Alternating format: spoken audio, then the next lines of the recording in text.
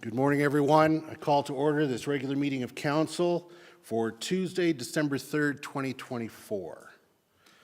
And in the spirit of truth and reconciliation, I acknowledge that we're gathered in the heart of the Treaty 7 territory of southern Alberta.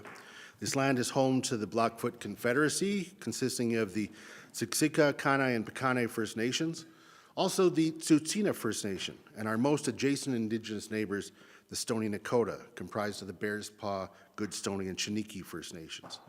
Further, we're located in the Rocky View Métis District within the Battle River Territory. The town of Canmore is committed to working to live in right relations and to advance truth and reconciliation as we acknowledge the many Indigenous peoples whose footsteps have marked these lands for generations. I'm grateful for the traditional knowledge keepers and elders who are still with us today and those who have gone before us. As we are all treaty people, we each have ongoing responsibilities to protect and honor all life. Looking now to the agenda for today's meeting, any changes? Seeing none, I move that we approve the agenda for December 3rd, 2024 regular meeting of council as circulated. All those in favor? Carried unanimously. And now we have a public hearing. So this is the public hearing for the revised land use bylaw amendment 2024-30 tourist home conversions. I call to order the public hearing for bylaw 2024-30. The purpose of this bylaw is to remove the requirement for a development permit for the conversion of an existing tourist home to a residential use. The public hearing will proceed as follows. After I provide this introduction, administration will provide a summary of the matter under consideration to set a context for the hearing. Council will have opportunity to ask questions of administration after their presentation. Then I will invite members of the public to speak. There will be an opportunity for council to ask questions of clarification after each speaker presents. Once anyone present who wishes to speak has done so, the municipal clerk will provide the names of those who provided written submissions. Then council will again have opportunity to ask questions of administration before the public hearing is closed. And with that, let's move to the administration's presentation. Mr. Schneider, good morning. Good morning. Here we go again.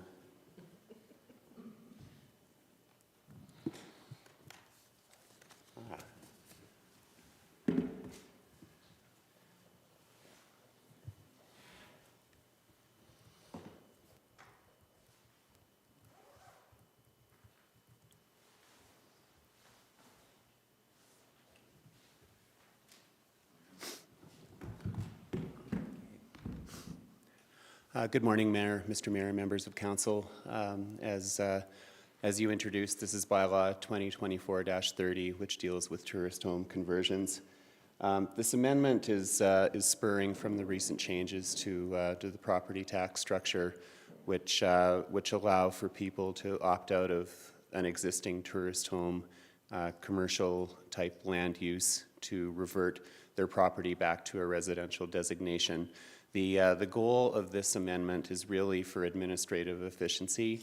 There's really no need for us to seek a development permit to mark that this property has done a change of use from tourist home back to its original residential use class.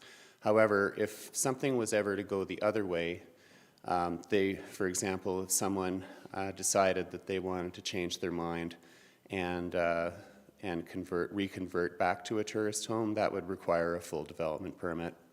So really what we're doing here is we're trying to be administratively efficient, and this is going to help us with our record keeping for keeping an accurate number of legal tourist homes within the community according to our records.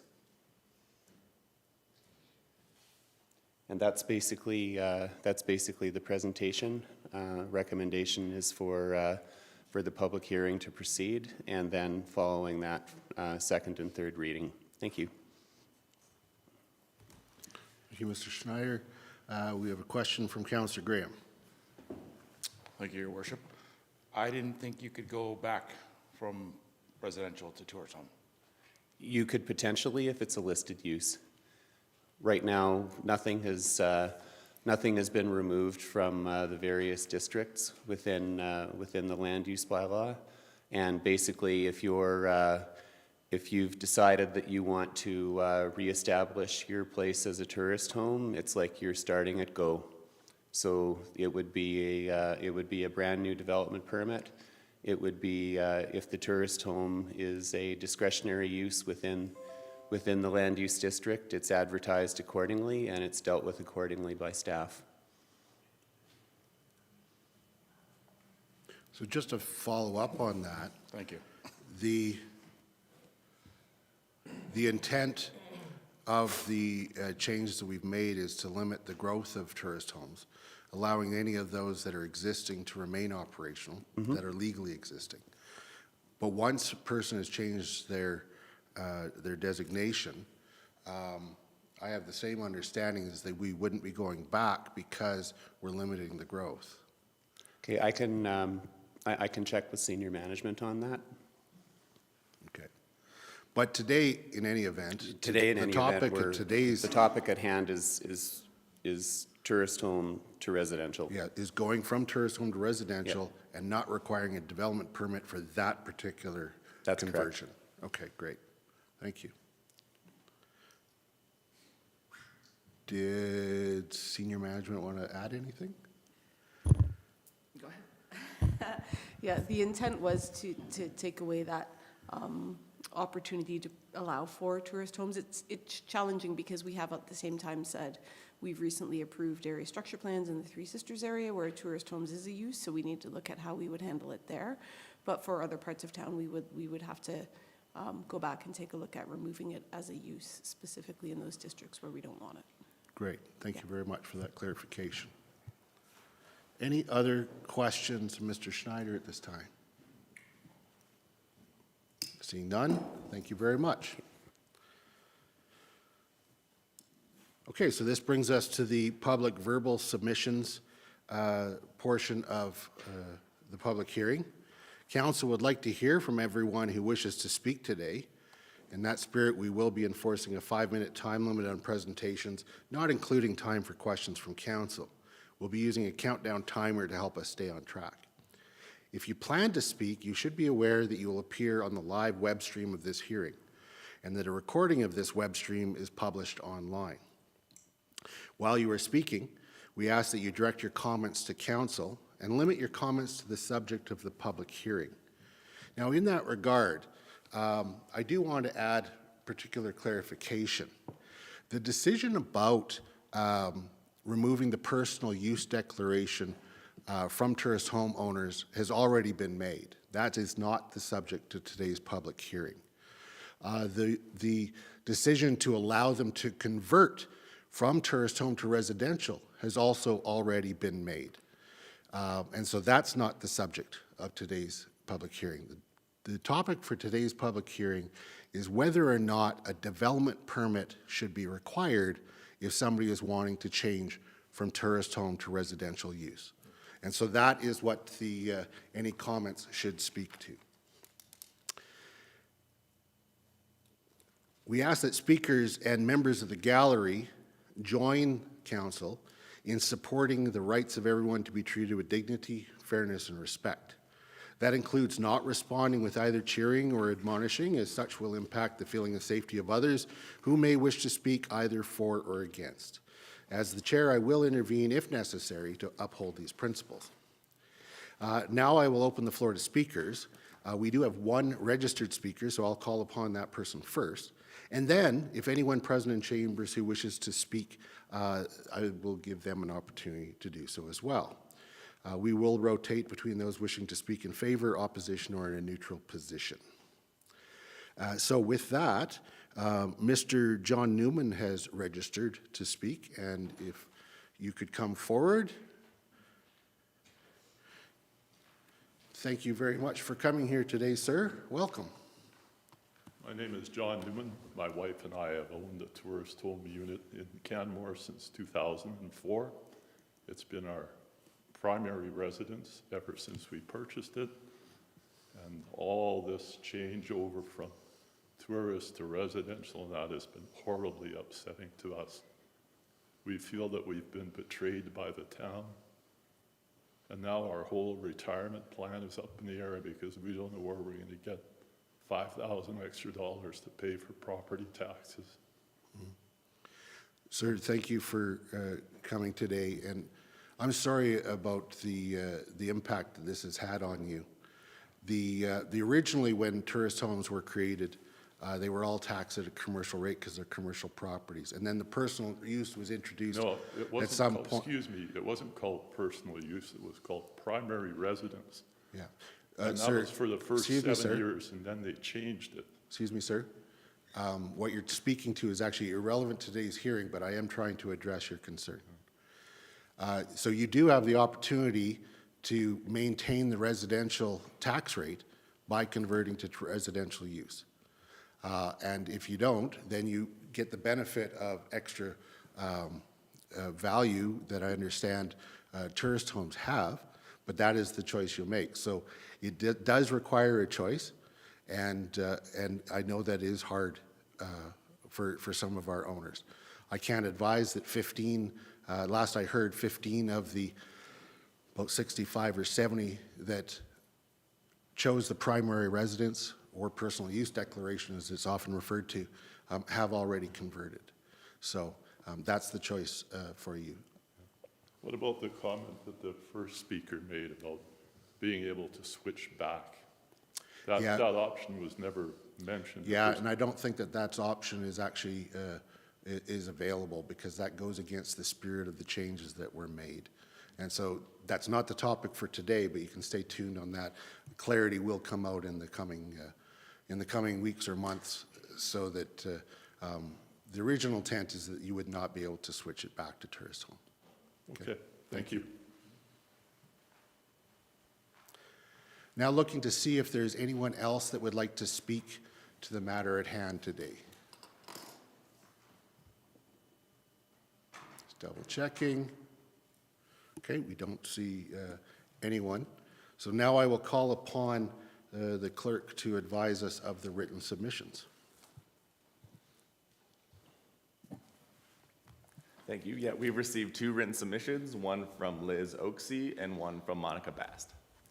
Yes, and yeah, thank you for that. Now, in our minutes, we categorize them as for, neutral, or opposed. Having read both of these written submissions, they actually don't speak in opposition to the change before us, nor in favor of it, so they will be marked neutral.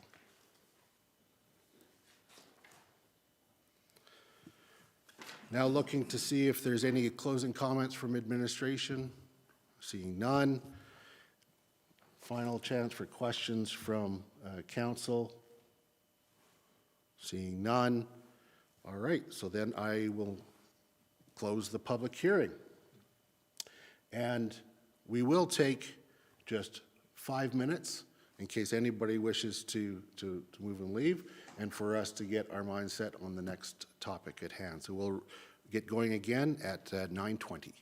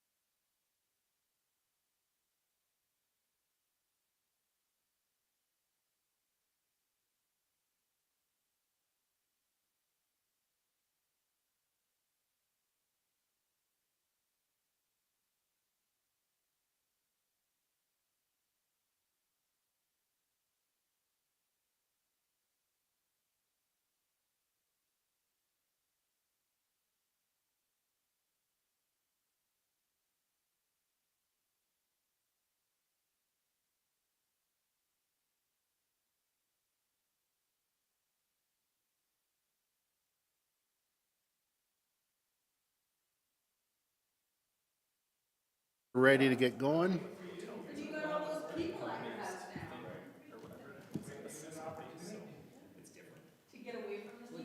All right, we are back. Turning to item D1, minutes of October 22nd. Any errors or omission? That's our annual organizational meeting.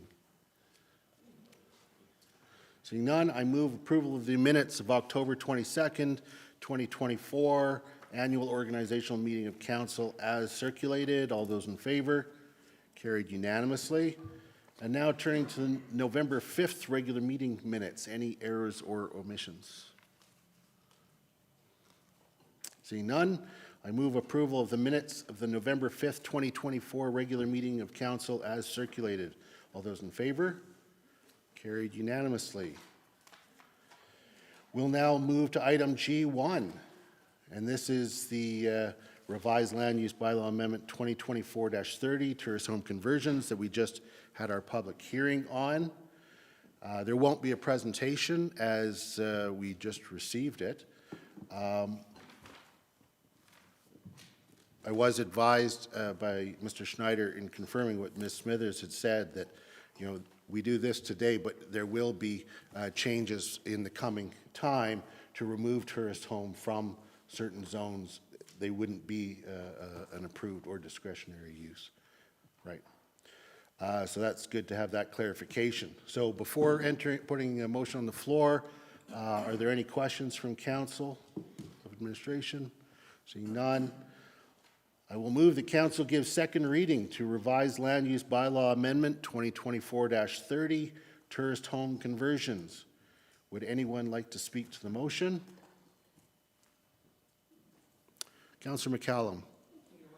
Yeah, I'll be supporting second and third reading.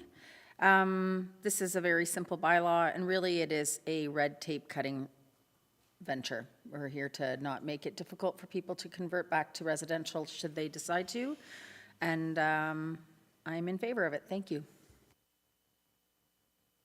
You stole the words right from my mouth. Excellent. Councillor Ma. Yep, similar to Councillor McCallum, I'm in support. Rather than put in a disincentive for people to try and do what we're hoping to do to help our community, this is a streamlining thing. Thank you. Thank you, Councillor. Anyone else wishing to speak to the motion? Seeing none, I call the question. All those in favor? Carried unanimously. I'll now move that council give third reading to revised land use bylaw amendment 2024-30, tourist home conversions. And I'll just reiterate what was said by Councillors McCallum and Ma. This is really a housekeeping matter to allow these conversions to happen easily and seamlessly. We already have removed any costs associated with it. And so this is just finishing that up. And I was very glad to hear that not an insignificant percentage of those who had previously declared personal use have decided to change to residential use in order to maintain the residential property tax and forego the commercial element of their property. Anyone else wishing to speak to this motion? Seeing none, I call the question. All those in favor? Carried unanimously. All right. Let's go to item G2, outdated election bylaw repeals. Mr. Stiver, whenever you're ready, the microphone is yours.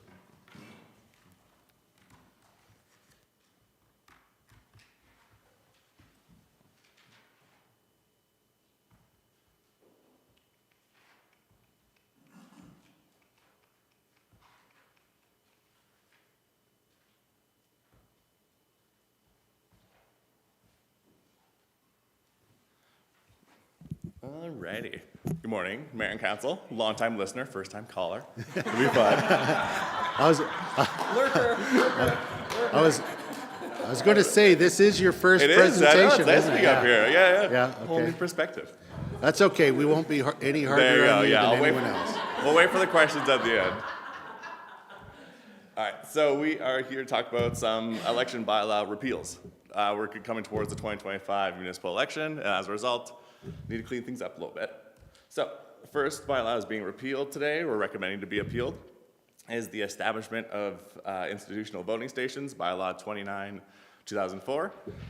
We recommended to this bylaw be repealed to allow the returning officer flexibility in responding to the needs of our electors. The council still has that opportunity to pass a bylaw on resolutions, but this makes things a little bit cleaner. And then the next one is Automated Voting System Bylaw 35, 2007. We recommend that this bylaw is repealed because as of Bill 20, but also now known as 2024 Municipal Affairs Statutes Amendment Act, it has prohibited the use of these voting tabulators, so it kind of renders this bylaw a bit moot. So, and here is our recommendations today. We're proposing a bylaw to repeal said bylaws. I'm not going to read it out, as I know you're about to do just that. So, if you have any questions, let me know. Thank you, Mr. Stiver. And just to confirm then, with regards to removing the institutional locations there, coming up later today, we have the appointment of the municipal election returning officers, and within that, the returning officer is authorized to designate the location of one or more institutional voting stations in addition to the required voting stations. That's correct? Correct. Yeah. Right. So it's not that we're doing away with institutional voting, it's that we are allowing for the flexibility Exactly. to respond to where it's most needed at a particular election. Yeah, exactly. Okay. And, yeah, no, I'll save that for when we're speaking to the motion. Councillor Graham. Thank you, Your Worship. Thank you, Ms. Stever. The LAEA trumps any bylaws that we may have here, correct? Yes. That's the Local Authority Elections Act? Thank Yes. you. Yeah. So removing automated voting machines, if the province says we can't do that, we can't do it, correct? Yes. So if they were to, I'm going to choose my words carefully here, if they should change their mind and decide that we are allowed to use those, we'd have to bring this bylaw back, As far as I know, yes. Yeah. correct? Yeah. So why not just leave it in there and signal to the province that that's something we would like to do? I think it's a bit redundant having a bylaw we can't actually do anything with. It's just a matter of kind of keeping things clean. If province does end up changing their mind, it wouldn't be too big of a deal to come back with a new motion, unless otherwise. Right. I guess that this one for me is just a little bit more political than it is administrative and signaling to the province that we'd still like to do this, or at least I would like to do this. So would, I mean, I think that's in the Dr. purview Connell? of, oh, sorry. Yeah, That's in the purview of council. Administratively, it's our responsibility to bring you a bylaw to repeal that is no longer relevant. I don't know that the province of Alberta is paying attention to outdated bylaws at the town of Canmore. I think there are other things council could choose to do that has more political clout, in my opinion. But it's your discretion. Thank you. Okay. Councillor McCallum. Thank you, Your Worship. I have a simple question, two, actually. Are the tabulators ours? Do we own them? No. Or do we rent them? We did, yeah. Okay, all right. So should this ever be repealed by a future government, we would just go back to renting tabulators? Exactly, There's yeah. not like a tabulator burning happening anywhere in the province? No, not that I know of. Like- Not that we've been invited to, yeah. Because I would take pictures. Yeah. personally. Yeah, but it would be funny. Yeah, there's no cost sheet or anything Yeah, associated with no, the I just tabulator wasn't cost, sure if yeah. they like sat in the basement next to the Santa suit or, no? Okay, perfect, thank you. Okay, thank you. All right, looking to see if there are any other questions. Councillor Ma. Question for Mr. Stiver, and I remember like last election, handing my ballot to Therese Rogers, and she just slid it through the machine, and it counted, and we had results quite quickly. Any rough guesstimate from the clerks on how long it will take to tabulate results in the upcoming election? So we're still actively doing kind of testing and mock kind of elections to see kind of what we're kind of dealing with here. But in our first test, we had about 200 ballots an hour we could count. So extrapolate that by how many voters we are. So, and then depending on how many election workers we can get working, it's whole kind of based on the space we get, there's a whole lot of variables in play, but it's gonna be slower, but hopefully we'll have streamlined as possible. So just to, Yeah. what I understand is that those 200 ballots per hour, that's per, let's call them election pod Yeah. of volunteers. Correct, Which yeah. takes 4 volunteers Yeah. to count 200 ballots in an hour. And I imagine over time, there might be some declining return as people get tired and then you need to take breaks. Yeah. So if you have multiple pods, let's say you had 40 volunteers, you had 10 pods going, theoretically, you could count 2,000 ballots in an hour. You're right, yeah, Yeah. provided we have that amount of staff. Yeah. Yeah, keeping in mind that when we're talking about ballots too, I mean, we're talking about multiple elections and we're talking about councillors being counted differently than mayors, Trustees. trustees for the schools and all that sort of Yeah, and to be clear, the 200 an hour was the council vote that we did. So like, whereas like the mayor's race, the school, or not the school board, but other ones are, they'd be stack and count, so much faster. But where you have up to 6 electors, it gets a little tedious, so a little bit longer. Okay. Okay, thank you, Councillor Mah. Councillor Graham. Thank you, Your Worship. One more. How do we come to an agreement with the trustees as to the cost of our election being, or sorry, the cost of their election being counted by us? Does that make sense? Did that make sense? In terms of the, like, the school board, you mean? Yes. I think agreements are still underway with them. Yeah. So not entirely pertinent to this, but a very interesting question. Ms. Hyde. Typically, in the past, if there's been a school board election, they've paid for half of our costs. But this year, in 2025 is different because the school board doesn't require a vote of the a register of electors, which we do for the municipality. So I think the cost allocation is going to be different because the register is actually putting up our budget quite a bit. So I don't see forwarding those costs onto the school board. Thank you. Thank you. Any other questions with respect to this bylaw? Okay, seeing none. Thank you very much, Mr. Stibert.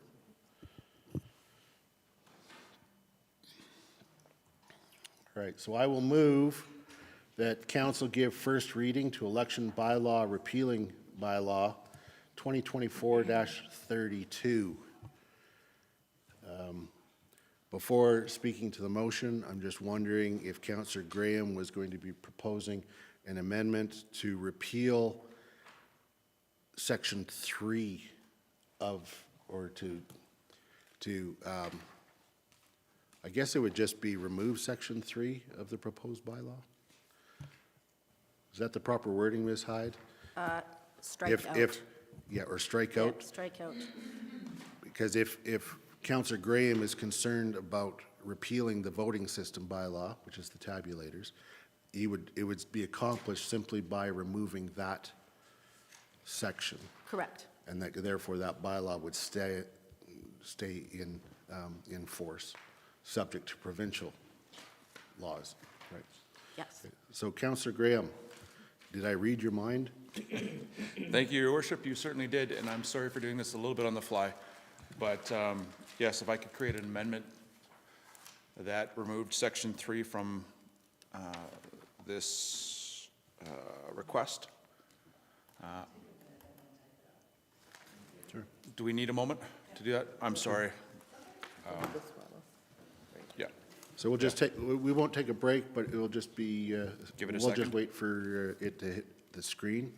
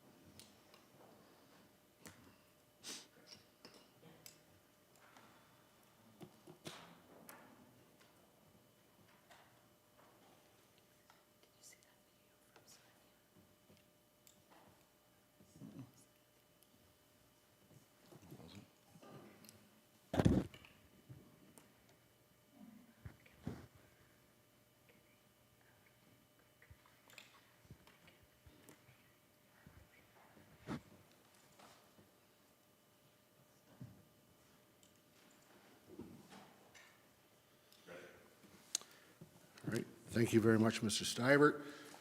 So we have an amending motion on the table, moved by Councillor Graham that Council amend Bylaw 2024-32 by striking out Section 3 and by striking out automated voting system from the title of the bylaw. Councillor Graham, would you like to speak to the motion? Yes, Your Worship, I'll keep this one short. While I appreciate the desire to clean up old bylaws and streamline our systems, I also think that keeping this option in our repertoire, should the province decide to change their minds on Bill 20 and save us all a lot of grief and time and expense in that bill, I would like to have this ready for us. I believe that if we were to remove it, although the province probably isn't paying close attention to this, it does signal that we are somewhat amenable to that bill, and I certainly am not at this point in time. So I'll look to my colleagues and hope for your support in keeping this as part of our bylaws at this point in time. Thank you, Councillor. Councillor Hillstad. I'm not going to be able to support this because I think this is just a housekeeping item, and I don't think the province is going to care either way if we keep it or get rid of it. I don't think it really signals to them. It's really easy to bring this back if necessary.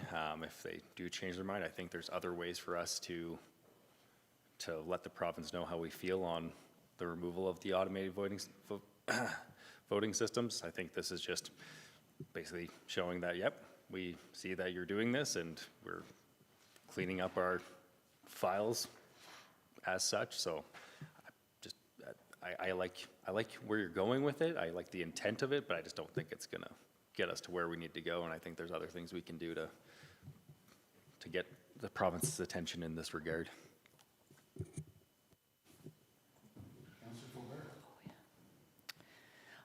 While I appreciate my colleague's position on the issue, I don't support this motion because I think that what we're dealing with here is a bylaw that, because of provincial legislation that exists now, is no longer needed, and that the appropriate way to handle this in terms of governance is to repeal the bylaw now. I think having to come back in the future and repeal it at some point in time is only just making more work. It's here now. In the off chance that the province changes its mind, I think that we were well suited to be able to address a bylaw if needed, but I don't actually see that as being the outcome of what's going to happen in the future. So I would, if we're not doing something, we shouldn't have a bylaw that we don't do. Thank you. Thank you, Councillor. Councillor Ma. Thank you, Your Worship. Councillor Graham, I appreciate the intent and the messaging behind where you're coming from this thing, because I think a lot of people across municipalities are scratching their heads on why we're going back to 1904 and counting votes by hand. I do feel it's an interesting piece, but however, I do feel down the road, if common sense does prevail, whether or not under this government or a future one, I would relish the ability to bring back the electorate piece with the voting tabulators and to have commentary at that point too, which I think is a more powerful message. Thank you. Thank you, Councillor. Councillor Mara. Thank you, Your Worship. I also will not be able to support this motion. Thank you for bringing it forward, and I think there's other ways we can address or not appreciating what's gone on, and I'd just like to keep it a nice, clean bylaw that'll be repealed, and then we can move forward with whatever happens in the future. Thank you, Councillor. You know, I am so tempted to show your amendment a little bit of love and and vote with it. Why not? Especially since, okay, so here's the reality, is that the changes made by the province are changing what was a budget in 2021 of $22,000 into a budget in 2025 of approximately $70,000. that cost, of that $70,000, $62,000 relates to the extra hands on deck that will be required because of no tabulators, as well as the elector registry that will now have to be kept.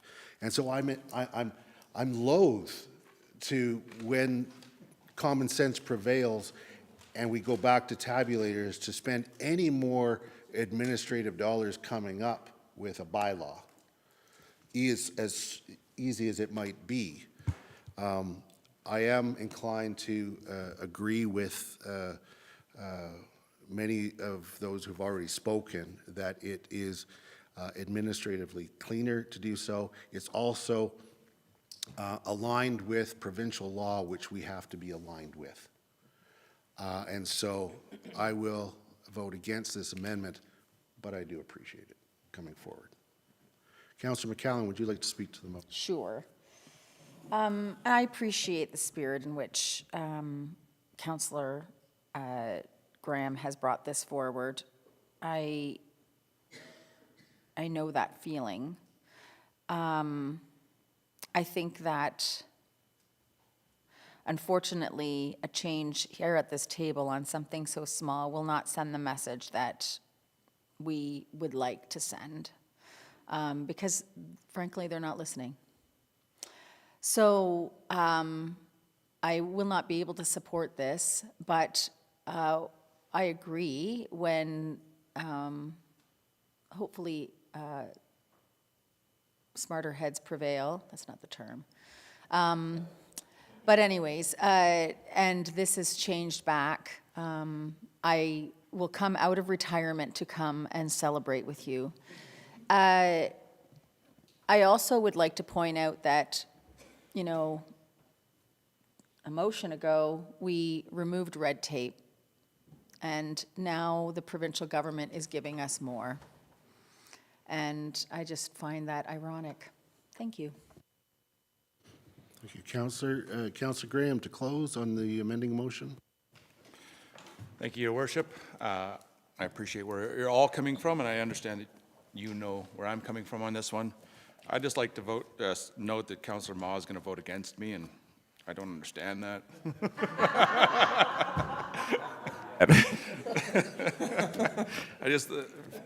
Somebody said that never happens. Thank you, Councillor. We'll now vote on the amending motion. All those in favor? Opposed? Oh, did you?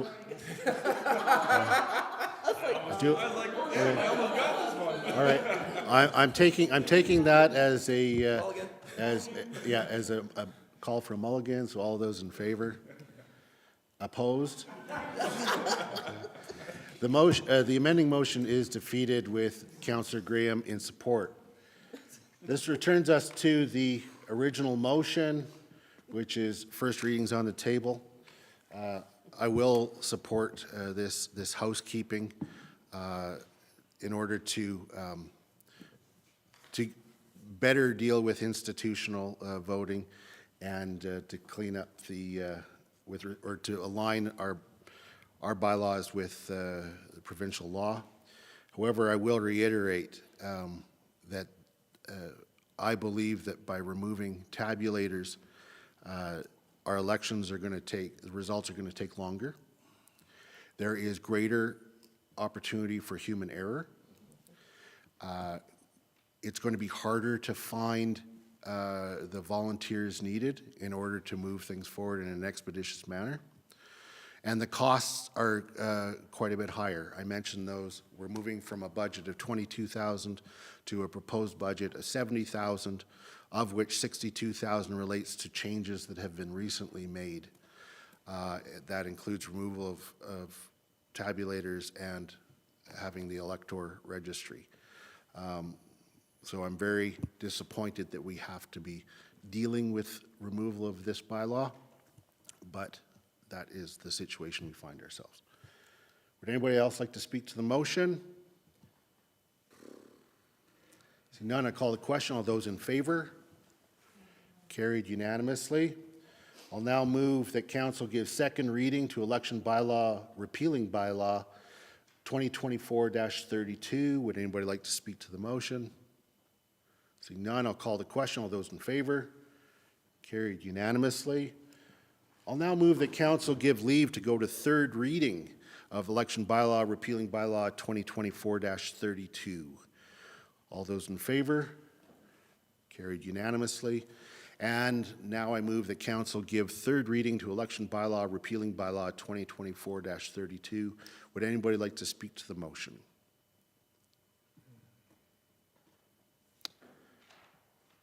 Councillor Ma? It's just really hard to vote when we're just wasting time and wasting money, and that's what we're pushing for. But that's what we have to do. That's all. Thank you, Councillor. Anybody else? Okay, I'll call the question. All those in favor? Carried unanimously. Let's move on to item G3, road closure, bylaw 2024-17, Mountain Avenue.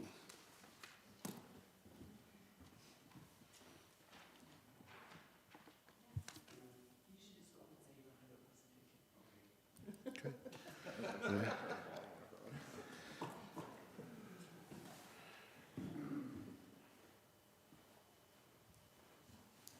Mr. Snyder?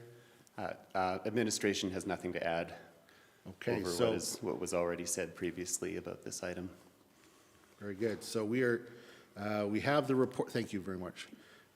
Before you go too far though, just in case there's any questions, there's a report in our agenda package. And of course, we have dealt with this one extensively. This was an interesting process because we had the first reading, we had the public hearing, then we had a motion referring this or allowing this to go forward and be sent to the Minister of Transportation for signing. That has now come back, and so having all of that done and having it presented to us at each of those times, we are now about to consider second reading. Before I put that on the table, are there any questions of council? Okay, seeing none, I will then move that council give second reading to road closure bylaw 2024-17 Mountain Avenue. In speaking to the motion, I'm very supportive of this pilot project to use extraneous road right-of-way as possibly enhancing and increasing housing opportunities in our community, as well as creating a source of funding for the work of the community towards housing. And so I will be supporting this motion. Councillor McCallum. Thank you, Your Worship. I, too, will be supportive of this motion. I appreciate the landowner, the adjacent landowner to this parcel coming forward with this idea and administration working with them. I believe that there are many right-of-ways like this throughout our community that could provide a source of development for housing as well as funds for the town of Canmore to promote more non-market housing. And so I am pleased to see where the funds will be going. I know that's a future item, I think. Anyways, but I'm really glad this worked out. I'm really glad that the ministry was responsive and got things going along. Yeah, this worked out great as far as I can see all the way around. So thanks to everyone involved. I'll be supporting the bylaw. Thank you. Thank you, Councillor. And I just noticed if we could have the screen cleared of, oh, okay, the screen is stuck. So for our at-home viewers, the motions on the screen have to do with the previous agenda item. Dr. Cottle? Just so you know, Mayor Krauser, it's stuck only in chambers. For the viewing audience, they can't see it. And as soon as somebody else plugs in, then it'll change. But it hasn't, because it's not on presenter mode, that's why. Anyway, we're working on it, but it's not affecting at-home viewers. It's only affecting us in the room. All right, well, at-home viewers, please disabuse your mind of what I previously said. Disabuse, yes. Yes. I'll then call the question on the second reading that's on the table. All those in favor? Carried unanimously. I'll move that council give third reading to road closure bylaw 2024-17 Mountain Avenue. Would anybody like to speak to the motion? Seeing none, I'll call the question. All those in favor? Carried unanimously. Thank you. Okay, so we'll now move to item H1, land transaction, Teepee Town right-of-way pilot project. Ms. Smithers, the microphone is yours whenever you're ready. Good morning, members of council. Y'all kind of stole my thunder with the discussion on the previous item, so I'll go quick. I'm here to talk about the Teepee Town Road Right-of-Way pilot project.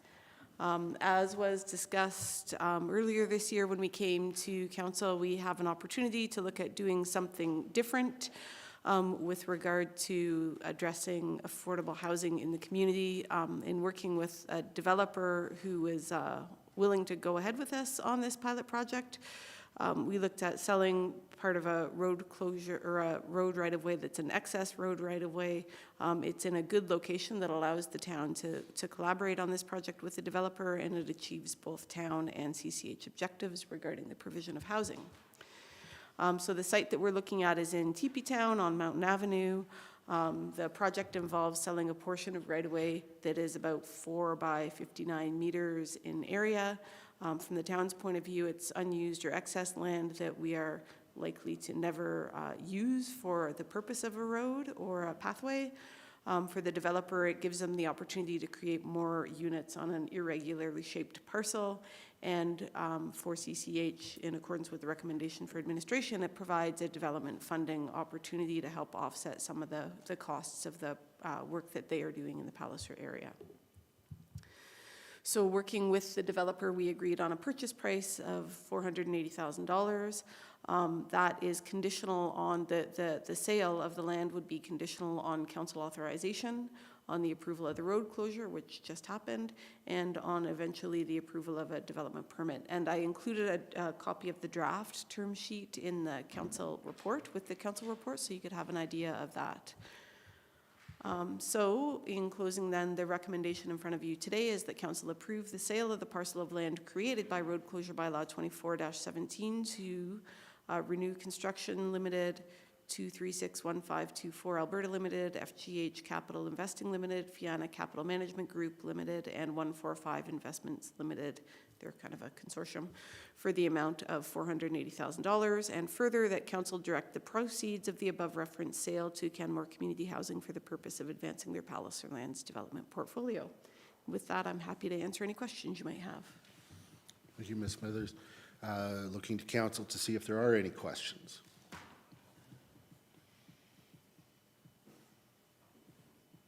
I don't see any, and of course we've had this matter before us in one form or another for a little while, and so it's quite understandable that there's no questions.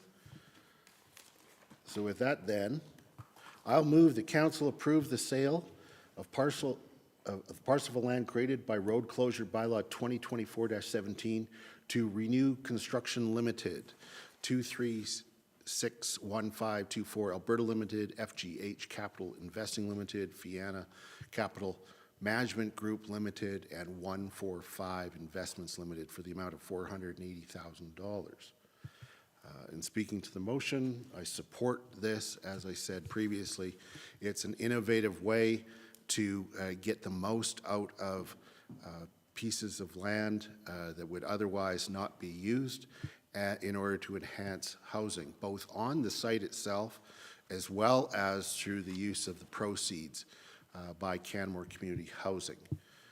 There's going to be considerable work in the Palliser lands that allow up to 1,300 units, and a minimum of 75% of those being non-market.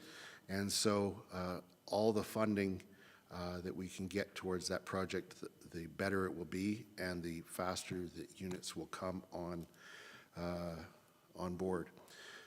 Anybody else wishing to speak to the motion? Councillor Ma. Thank you, Worship. I'm happy to support. There's a lot of moving parts with this, different levels of government. I also wanted to thank administration for handling it so deftly. There's lots of pieces moving, and you guys got it through quite quickly, and here we are. So thank you for that. Thank you, Councillor. Anyone else wishing to speak to the motion?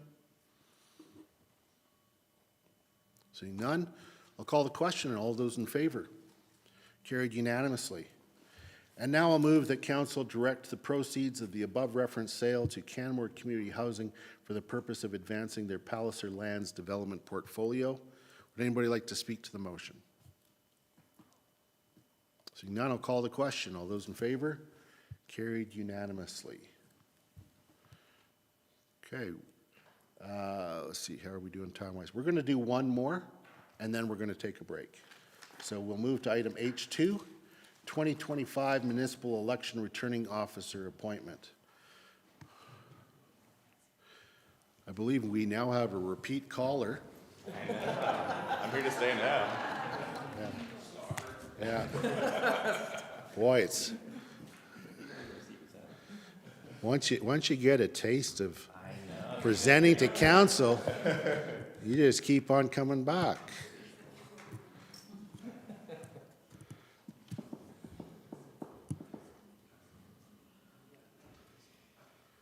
It really is exhilarating, isn't it? Yeah. You get that rush. Once you've tasted it, nothing else will suffice. Sit over there now. What am I Yeah. gonna do? All right. Yeah. Okay, Mr. Stiver, the microphone is yours whenever you're ready. Perfect. So this one's going to be fairly straightforward. So in accordance with the Local Authorities Election Act, council is authorized to proceed with certain items before a federal municipal election. So those are essentially what we're recommending here today. And there's really not much else to explain. These are just typical housekeeping things that would need to be done before a municipal election happens. So if you have any questions, let me know. Great, thank you very much. I have a quick question. With the recommended motions, does the municipal clerk's office see any problem if I move them all at the same time? Like instead of 3 separate motions? Yeah, well, just move all 3 as one motion. I think I saw Ms. Hyde, It just depends if council wishes to vote on them yeah, I was separately. going to For the clerk's office, it's fine. I was going to ask them Yeah. next. Yeah. It just saves a little time. Okay. I will ask them shortly. Any other questions? Seeing none, thank you very much. Just looking to members of council, does anybody have a concern if I put these all forward as one motion? Nobody wants to deal with them separately? All right then, I will move that council appoint Cheryl Hyde, manager, municipal clerk's office, as the returning officer for the 2025 municipal election, and that council appoint Ben Stiver, municipal clerk, as the substitute returning officer for the 2025 municipal election, and that council authorize the returning officer to provide for special ballots for which application may be made in writing, by telephone, by fax, in person, by email, and by secure website, and entering into an agreement with Canadian Rockies Regional Division 12 and Christ the Redeemer Catholic Schools to conduct their election for school board trustees if required, and designate the location of one or more institutional voting stations in addition to the required voting station. In speaking to the motion, once again, this is just providing the foundation, one of the foundational elements for the election in October 2025, and I certainly support it. I did ask, really, by fax, and yes, apparently somebody could still request by fax. Councillor Graham, would you like to speak to the motion? Yeah, I really support the by fax thing. I have a fax number on my business card, and every week I check it. I don't think you're going through much fax paper. Anybody else wishing to speak to the motion? Seeing none, I'll call the question. All those in favor? Carried unanimously. All right, let's take a 15-minute break. We'll return at 10:15.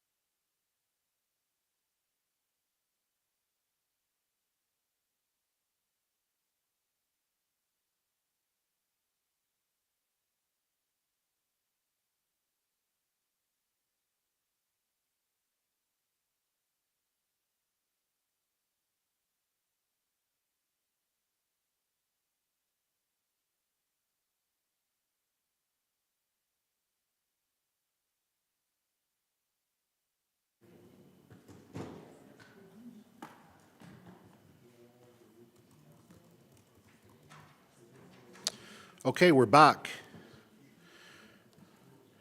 Just to note for everyone, it is very intentional that given the wide variety of topics that we're dealing today, taking a little bit more breaks so that we can make sure that we remain focused as we jump from topic to topic. And now, we're jumping to H3, Request for Exemption to Collection of Levies and Fees Policy. Mr. Schneider, will you be reporting on that? Thank you very much. Unfortunately, I don't have a PowerPoint presentation to put up, but I can go through the contents of the report. So CCH have submitted a request for an exemption from the council-approved fees and levies policy with respect to the payment of off-site levies on the upcoming 100 Palliser Trail project. That project is going to be built over 2 buildings, and about, 144 units will be developed.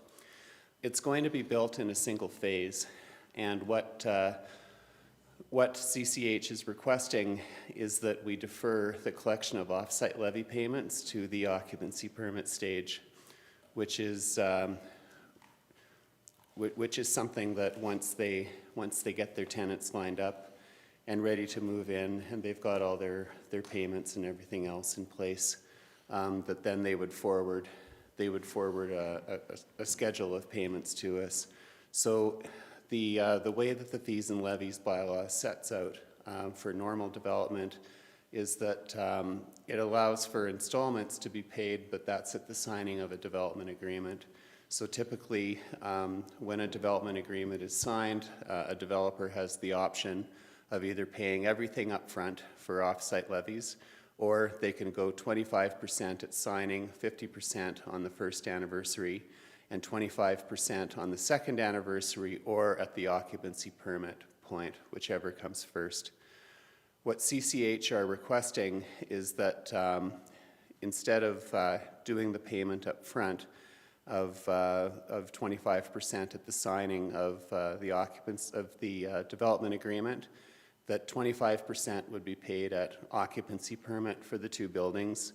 50% would then be on the first anniversary of the granting of occupancy permit, and 25% on the second anniversary.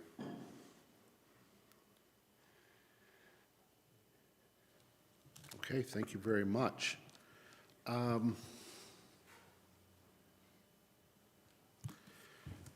In the report, it talks about that it's the intent to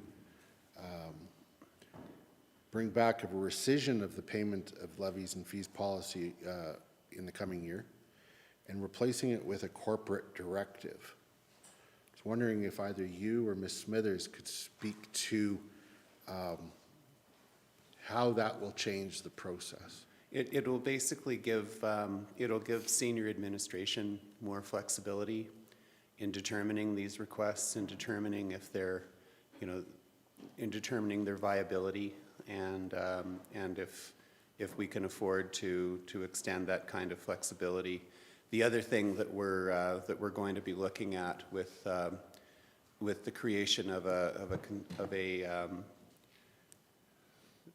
a corporate directive is the industry has approached us with different alternative financing methods, as opposed to straight up cash or letters of credit that in the future developers may wish to use bonds, for example.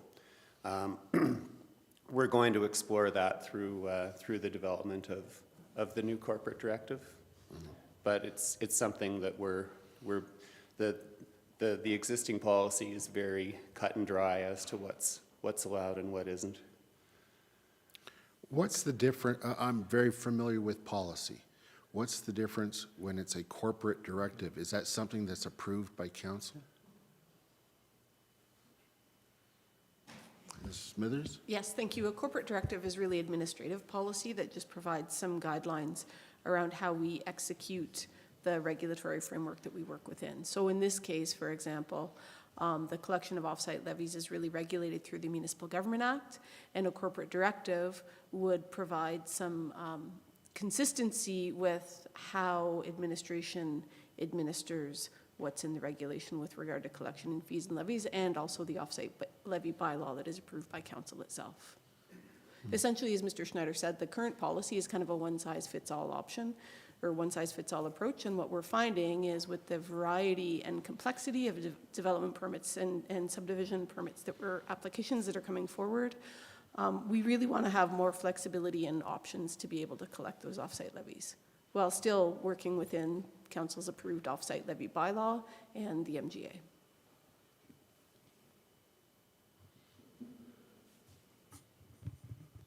Okay, thanks, Ms. Smithers. Obviously, that's for another day. I do want to make sure that there's the proper structure provided from council for whatever policy or corporate directive is utilized by admin, given that we are dealing with making sure that infrastructure is paid for and protecting the public interest in that regard. So, Ms. Smithers? Yeah, I would say absolutely, we would agree with that, and that's part of the, there's a workshop plan to go through some council policies that we're looking at revising or amending in February of next year, and that's part of the discussion that we would want to start with council at that time. Okay, so we'll understand it more then and be able to hopefully provide some direction at that time. Correct. Councillor Graham, you have a question. Thank you, Your Worship. Just for maybe council's clarity and the public's clarity, this is a rental building that CCH is providing or building at this point in time, right? Yep.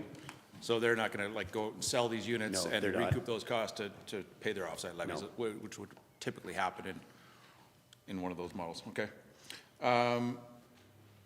If we were to defer this, would there be any interest in these fees? Any interest? Any interest earned? I'm not a finance person.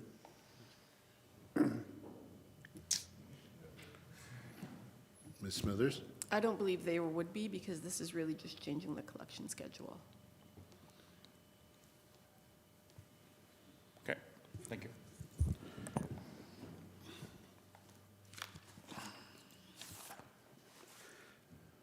So I have a question. My understanding is that the comfort level with making this recommendation is that, you know, so basically transferring the 75% of the payment that would be taking place during construction, like at signing agreement and that the 1 year, moving that out because the remaining 25% is still at around that occupancy time. So putting it after the project is done. Now, there's a risk, obviously, that can come with that, but my understanding is that administration's comfortable with the risk because it's a CCH project and therefore essentially owned by the subsidiary of the town of Canmore. Is that correct? Yep, that's correct. Now, in a spirit of fairness,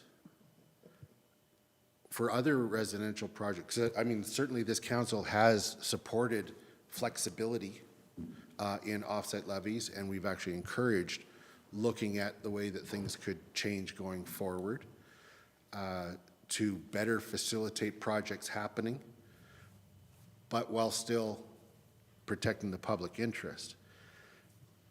If other projects wanted to do this, are there ways that we can ensure that the risk, because I want to make sure that we're able to offer this to other projects if we're doing this, because it's only fair that others could apply for it before there's a change in policy. Is there something that other projects could do in order to mitigate the risk? Well, if other, excuse me, if other developers want to come forward and request the same, excuse me, if other developers wanted to come forward and request the same exemption, then that's within their purview to notify administration, and we forward the report accordingly. Again, I want to emphasize that this is not a reduction in the amount of off-site levies that are to be paid. It's simply a restructuring in when they're being paid. Right. Councillor McCallum? Thank you, Your Worship. I think I just wanted to provide a small amount of context that this request from CCH is based on, I don't want to use the word precedent, but an example that was provided to them through Local Homes, which is a for-profit developer who asked for a change in their schedule of payment for their off-site levies. I think that to be in a, do sit on CCH board with two of my other colleagues here at the dais, that the executive director felt that there might be more merit in their request since it was a non-market project that they were bringing forward. So the question of interest is an interesting one. It's just a difference in how the money is being collected. But in this instance, it's for a non-market developer as opposed to a fully market developer. Yeah. And my concern is that we're able to treat both non-market and market fairly. The Local Homes, I fully supported that. That was also during construction. It wasn't delayed until some long time afterwards. It was during construction. And it would really spread out the payment because recognizing that they had a multi-phase project with multiple buildings. And that was recommended by administration. I fully support that. This is a little bit of a different character, that this is after it's all complete. And could we actually offer that to a market builder to make sure that we're dealing with things fairly? And I'm not certain where I'm landing on that. I certainly support non-market build, and I understand that the risk is low here, so I'm inclined to support, but I'm still thinking in terms of fairness. Ms. Smithers? Just speaking to the fairness piece, again, it comes back to the intent of administration to revisit our approach to collection of fees and levies. The current council policy was written, I believe, in 1999. It likely didn't anticipate some of the applications that we're seeing in front of us today, and we do need to be more flexible in how we structure that collection of fees and levies piece. I would imagine as we haven't written it yet, but as we get there, the principles around fairness and transparency and consistency are going to be top of mind. I certainly really appreciate that, and I'm glad that we're going to be dealing with that quickly, because when the Local Homes matter was before us, I actually commented that it's time for that policy to be looked at. It was 25 years old. And so, I appreciate that. That does provide me a little bit of comfort. Councillor Graham, you have a question? Yeah. For my colleagues that sit on the CCH board, maybe you could help us understand why this is beneficial to CCH and what the requirement is.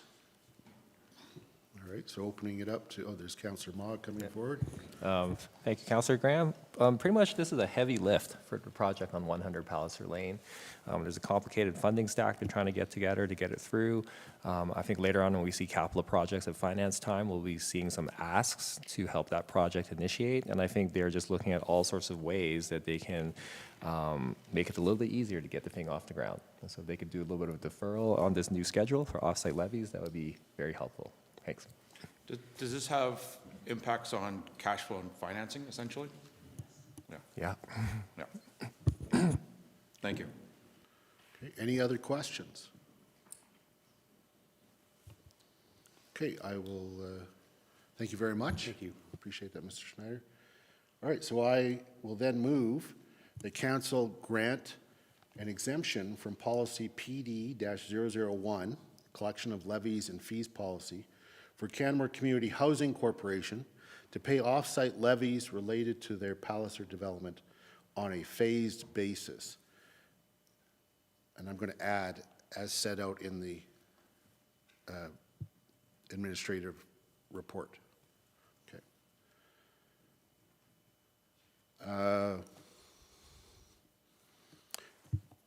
Anyone would like to speak to the motion? Councillor Faubert. Thank you, Your Worship. I will be supporting the motion. I think that taking a phased approach, especially when the outcome is non-market purpose-built rental, and an exemption to the policy is supportable. I'm also aware and think that we are already doing the work in recognizing that the policy either needs updating or there will be a conversation around how we create flexibility and revisit the approach taken from the stated policy. So thank you. Thank you, Councillor. In speaking to the motion, I will support it. I very much support a phased approach in order to work with projects, whether they be non-market or market, provided that the public interest is protected and that the risk to the public is low. So I appreciate the initiative that we approved in Local Homes and that is being recommended here, that administration is working with projects to see how they can better move forward, and that these things are, offsite levies are taken care of, but that they are also not a barrier. So I will support it for that reason.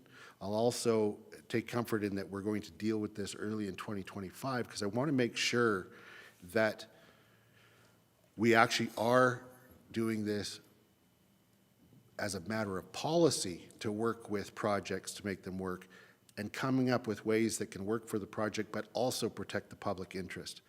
And in this case, the risk is low, and so I'm comfortable proceeding in this matter. Would anybody else like to speak to the motion? Councillor McCallum. Thank you, Your Worship. I will be supporting this. I know that in past I have been critical of a variation in how we collect fees and levies. I think when we've made special arrangements with other developers, I think that is part and parcel because I wanted to make sure that the most current fees and levies were collected at each phase, which is happening in this case. I agree with you that at the end of the day, it's in the protection of the public purse that we're all here to make sure that we do that work. And non-market projects of this size and caliber are big for a town our size. And that is because we have a big waiting list. And we are trying to fill that need with a couple of buildings at the front end. 18 units here, 24 units here is not going to cut it. So I think that the developer, CCH, needs to find and has asked in this request for creative ways in which to be able to make the capital stack work with the dollars that are available to them, again, in protection of the public purse. So I will be supporting this. Thank you. Thank you, Councillor. Councillor Graham. Thank you, Mr. Mayor Crozert. I too will be supporting this, and I too have been critical of these policy deviations in the past. I do want to make sure that we are consistent and equitable and fair to all that come before us in their requests. I understand that this is a non-market rental building, and that they're not just selling these units to recoup the cost to pay those offsite levies. There will be some cash flow and financing hurdles that CCH needs to help manage.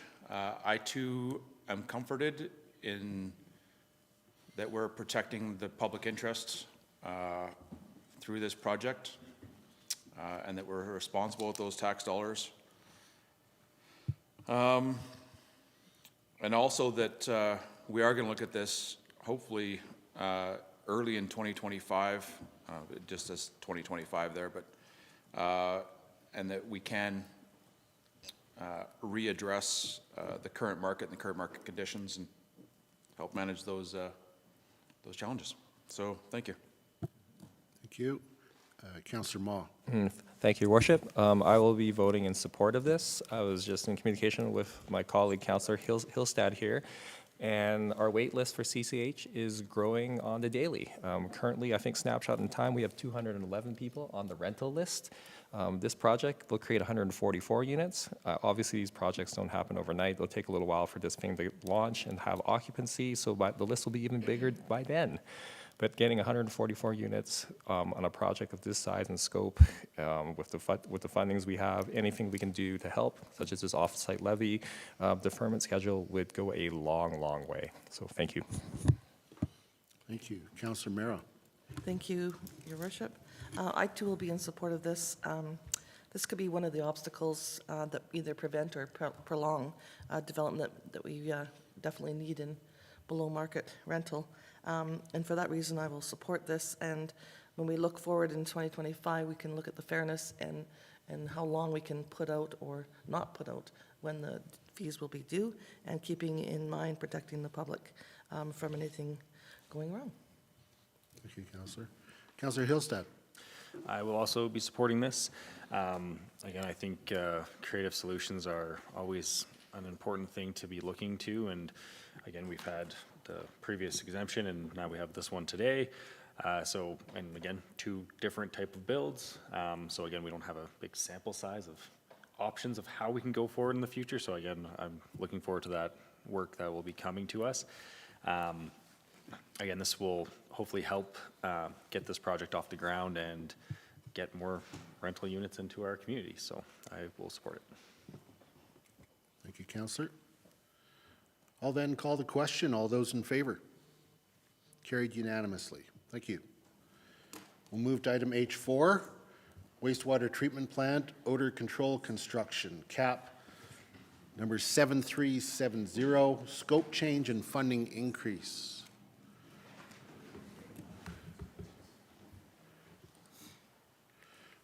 Ms. Woods, welcome to council. Thank you. Whenever you're ready, and Mr. Como, whenever you're ready, the microphone is yours. Perfect.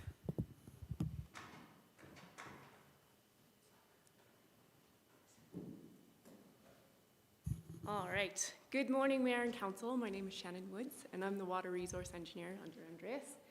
And today I'm here to give a brief update on our odor control efforts at the wastewater treatment plant to date, and also to give a recommendation for a scope change and a funding increase If I could just ask you to move the microphone pointing down. There you go. Thank you very much. Appreciate that.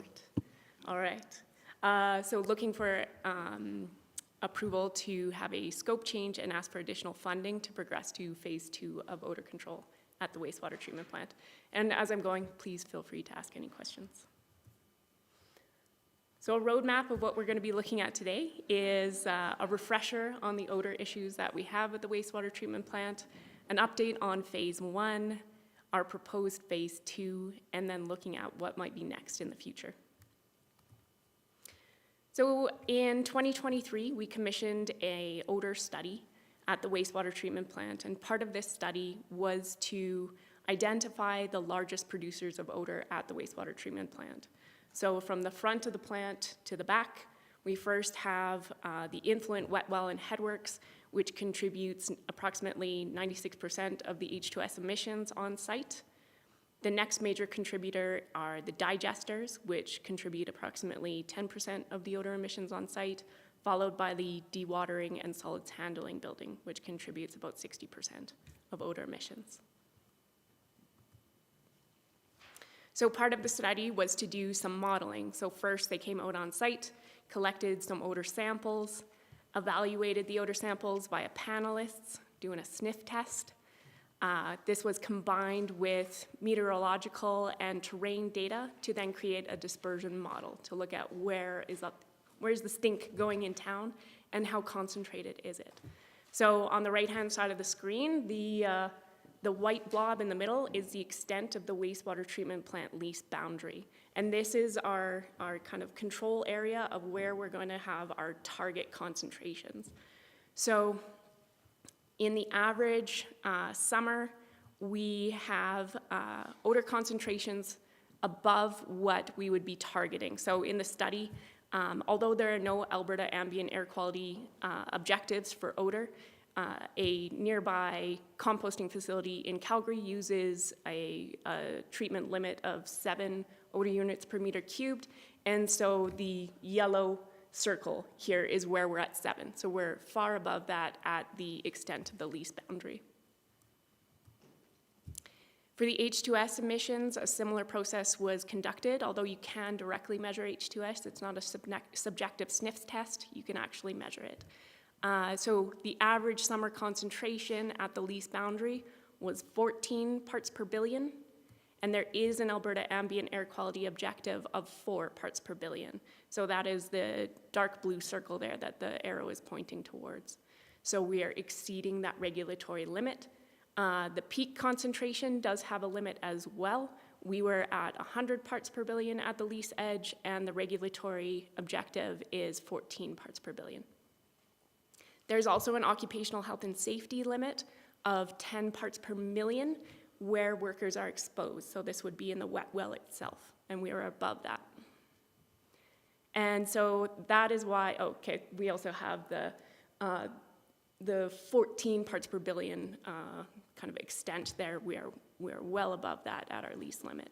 So we chose to go after H2S emissions first for 2 reasons. One is that there's a regulatory aspect to it, and 2 is that our highest concentration of H2S is at the inlet, and so if we treat at the inlet, there are potential beneficial repercussions as we go through the process, so we wanted to see how much of an impact it had downstream. So with phase 1, we went for the influent. This is where we have raw, untreated sewage, the front end with the potential benefits at the back end, and for the regulatory requirements there. The technology that we selected was hydrogen peroxide dosing in the liquid phase. So the objective here was to treat the H2S before it was released into the gas phase. It's an oxidation reaction, and we do have continuous monitoring of H2S in the wet well to monitor performance and also to adjust the dosing accordingly. This system was on stream July 2024, and so we've had a couple of months to assess how it's been performing. So I'll look at those results. So for H2S removal, the big takeaway here is that we've reduced H2S by 74%. And with this reduction, we're now meeting the occupational health and safety limit, and we're also meeting the site boundary Alberta ambient air quality objectives. We're below that 4 parts per billion. The issue is we still have smell in town, and so the recommendation today is to progress on to phase 2.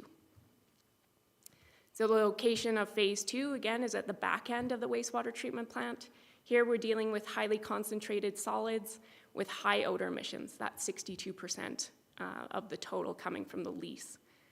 And an important factor in considering where to implement phase 2 is that this building and its equipment will continue to be used after the wastewater treatment plant expansion. So any capital that we spend today will continue to be effectively utilized as we progress with the detailed design and implementation of that expansion. The technology itself is a photoionization unit. And so this treats the vented air from the building before it exits the building. It's another oxidation reaction using ozone created by UV bulbs. And it has facilitated the reaction on a carbon catalyst. In terms of implementation, we're looking at 20 weeks of procurement time, followed by 4 weeks of installation. And our target commissioning date is late spring 2025 before we see the influx of tourist and summer population and the warmer weather, because with warmer weather, you tend to release more odors. So we need to place this order as soon as possible. Another consideration is what might be next. So after implementing phase 1 and phase 2, we will continue to track and monitor our odor and H2S emissions, and also our complaints coming from the community, because that's a good indicator of how well we're performing as well. And then we would determine if a phase 3 is required. And if a phase 3 is required, we want to make sure that our larger wastewater treatment plant expansion is taken into consideration, such that if we need to go after the digesters next, that they're still required, and that we're implementing something that will continue to benefit the community past when the expansion is completed. In terms of capital spending, Phase 1, which was the scope of the original capital project, had an initial budget of $2 million. We chose to go with a cheaper technology, and so our projected final cost is $400,000 for this project, so we are well under budget there. The projected final cost of Phase 2 is $2.2 million, so we would need to increase the overall budget from $2 million to $2.6 million. So the request for decision today is that council approve a scope change and budget increase for the wastewater treatment plant odor control construction project, capital 7370, and to increase the funding from $2 million to $2.6 million, with that extra $600,000 being funded by the wastewater utility reserve. Thank you, Ms. Woods. I've got a question, and this goes to the level of confidence that administration would have with this phase 2 tackling a big aspect of the odor problem. There has been we saw the maps showing the concentrations of the various elements and how they spread out over time. If you take, has there been any modeling as to if you take out the H2S because of the work that was done in phase 1, and if you take out the 62% of odor that's coming from what's that called? The solids handling building? Yeah, the solids handling building. You can then see what's left, and could there be some modeling as to, do we project that those odors will not be affecting South Canmore or over across the highway as they have been? We haven't done any modeling on that to date, and we could. Some of the issues with odor is that there is a caveat of H2S has an odor kind of threshold, and below a certain threshold you can't smell it. But other smells are subjective, and they're also not linear. So when we had this study completed, if you remove 62% of your odor constituents from the site, you're not necessarily going to have a 62% decrease in the odor itself. And there's not a calculation for that. Odor is a different beast. It's, in terms of level of confidence, I would say that we are definitely going to see a change in odor with this 62% reduction. I just don't know how much. We could commission that if council would like to see that modeling completed. Good. I mean, it would stand to reason that if we're attacking the biggest source, there's going to be a difference. I was just wondering if there was any modeling, and I guess how it pans out should this be approved will be real life modeling. I'm just wanting to make sure, and I think this council has been very consistent, that we want to make sure that we're providing relief to those residents who at different times in the year are truly suffering from this smell. And so I really hope it works well. Any other questions from council? Councillor Graham. Thank you, Mayor Crowser. What would a phase 3 potentially look like? You know, do we have some sort of idea of what that is or is not at this point in time? Yes. So it is quite common to have digesters capped. And so ours are open to atmosphere. In Right. the, Yeah. in that aerial photo, you can see the liquid in there. Right. And so a phase 3, if those digesters are required in the new wastewater treatment plant, what we can do is cap them, do gas capture, and then treat that gas, similar to what a building ventilation system would do. And so we could pass it through another photoionization unit or something that is similar to it. Another photoionization unit, so a second one, Yes. okay? And rough costs on this cap? So we would have to go and do more design work Yeah. with the vendor to see, okay, what are our emissions coming off? What's the concentration? I would say rough order of magnitude, a very similar cost. Maybe some cost savings in that you can also stack these units together. So if it turns out that we could just stack an additional unit onto this and then we could pass both vapor streams through the same unit, just expanded, that's a potential cost saving as well. But rough order of magnitude in the $1 to $2 million range. Okay, thank you very much. Thank you, Councillor. So obviously, I mean, the phased approach is if we don't need to spend that $2 million plus more. That's exactly right. And so we want to be wise with those dollars, and that is why it's been a phased approach instead of implementing everything all at once. Okay, Councillor Ma? Thank you, Your Worship. Thank you, Ms. Woods, for your presentation. Those were some great diagrams there. Just going back, I'm just trying to understand this here. I know the initial project budget was $2 million, and we spent $400,000 for the first piece on the H2S. Was it assumed that the second phase was going to originally be 1.6 million, and now it's ballooned to 2.2? I'm just trying to understand this part, because people ask me. Yeah. So phase 1 was actually supposed to be $2 million. Okay. And it was initially recommended in the Odour study that we implement an iron salts dosing system. The issue with iron salts is that they freeze, and so we would have had to build a new building. And with hydrogen peroxide, it freezes at minus 50 degrees. And so our skid, just wait one second, is housed outside. So this giant tank here is hydrogen peroxide, and we have a little pump skid over here which injects it. And so all of this, if we went with a iron salts dosing system, would have had to be housed. And so we had a major cost saving in that no building was required. Right. So that's why we chose to go with this, this technology alternative. Okay, great. So the 400K for the H2S, that was the right call, absolutely. So thank you for that. And so photoionizers, you can't get them on Amazon Prime. They just cost that much. Okay. Yep. Thank you. It's coming from Europe. There's no Black Friday sale. 25% off. As far as we know. Any other questions? Okay, seeing none, thank you very much.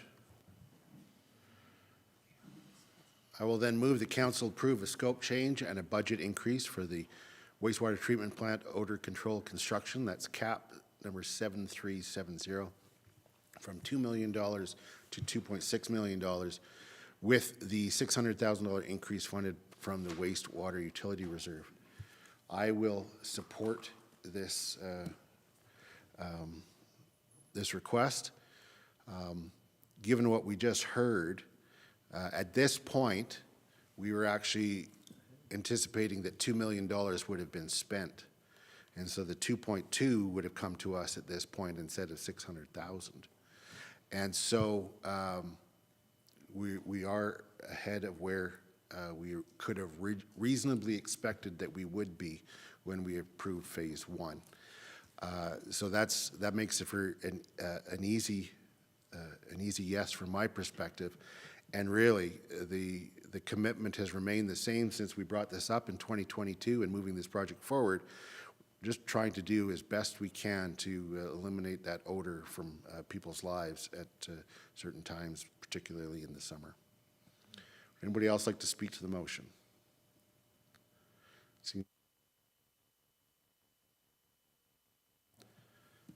The motion is carried.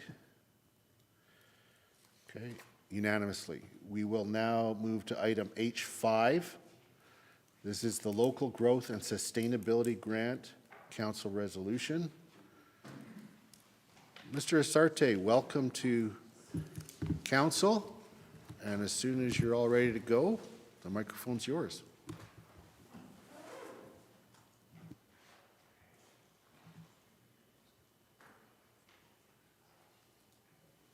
Okay. How is that for the microphone? Good. Good morning, Mayor and Council. I'm here today to, oh, didn't start from the beginning. Just one second. Probably could be that short. Good morning, Mayor and Council. Let me start again. The Local Growth and Sustainability Grant, this is a new provincial initiative that was launched in October. It's intended to support municipalities who are experiencing significant growth at the moment and the associated economic development pressures. This program's $60 million over 3 years. The way it works is there's a single intake that happens now, actually a few days ago. One project per municipality.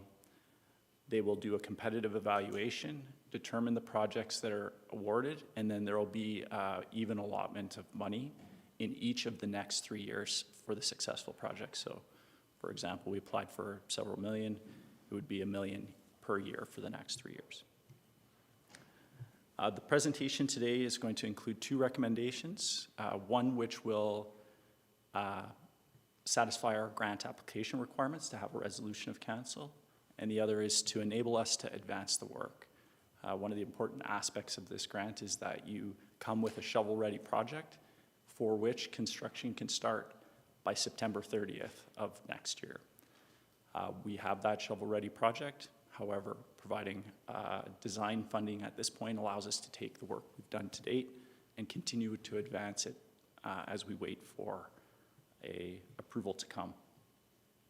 I'm also going to provide some general updates on the overall Railway Avenue corridor as part of the presentation for context for the grant and also for Council's information. The 2 motions, administration is recommending that Council approve an application to the Local Growth and Sustainability Grant Program for the 17th Street and Railway Avenue transportation improvements, and that Council approve a new capital project, 17th Street and Railway Avenue transportation improvements design for $200,000 to be funded from the Asset Replacement and Rehabilitation Reserve. The project area shown here, it includes a number of important intersections, the intersection at the high school and 17th, Railway Avenue, 17th, Bow Valley Trail and Railway Avenue and the CPR tracks. There's also the intersection at Industrial Place in between. Some of this scope, it's already in our capital plan. We've had approvals for pathway connectivity along 17th. We are proposing as part of this year's capital budget a street and drainage rehabilitation along 17th that would address some of the recommendations from our condition assessment and operational challenges that we have there. And that work would be completed in 2026 otherwise for 17th Street. This overall scope, it's an opportunity to utilize those funds that are already allocated for those capital projects to match the 50% requirement for funding to come from municipal sources to satisfy the grant, and allow us to expand that scope to include components of the Railway Avenue North project, which has been in the budget for a number of years. However, we have to continue to unfund that project and is currently unfunded just due to capital pressures in general. So there's an opportunity to move a priority project that's unfunded forward in the capital plan. The work includes deep utility rehabilitation identified through assessments and utility master planning, stormwater management improvements to address acute ponding and environmental issues. There's an environmental reserve to the south of 17th. Drainage comes off the roadway directly into that area presently. There's roadway rehabilitation identified in condition assessments, protected intersections separating walking and cycling from vehicular traffic for some safety improvements, signal improvements for more efficient operation, particularly the Railway 17th intersection and post-train clearing challenges there. And then there's a lot of improved connectivity. This is a really important junction within the overall network. Recently, there have been 575 new units of visitor comm completed on the north end of Bow Valley Trail. Those get connected through. We have connections to 17th Street on the east side of Bow Valley Trail. So this is going towards Teepee Town, connects up Teepee Town and the redevelopment that's happening there. It also is the connection to the future pedestrian underpass. So this will be a key link. Even with the construction of the underpass, we're going to require a bunch of improvements on this portion of the corridor to link into the high school, Alpenglow, and all the way down to the town center. And of course, the high school, rec center, Alpenglow are all marginally connected at this point in time. And so we've been planning for and working towards those connections over time.